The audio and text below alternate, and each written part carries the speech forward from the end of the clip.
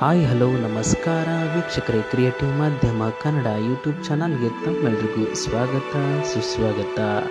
ನಾವಿವತ್ತು ನಮ್ಮ ಗುಳೇದಗುಡ್ಡದಲ್ಲಿರುವಂತಹ ಶ್ರೀ ವರದಾನೇಶ್ವರಿ ದೇವಸ್ಥಾನಕ್ಕೆ ಬಂದಿದ್ದೇವೆ. ಬನ್ನಿ, ಇಲ್ಲಿ ಯಾವ ರೀತಿ ಒಂದು ದೇವಸ್ಥಾನ ಇದೆ, ಹಾಗೆ ಇಲ್ಲಿ ಜಡೆ ಶಂಕರಲಿಂಗೇಶ್ವರ ದೇವಸ್ಥಾನವೂ ಸಹಿತ ಇದೆ.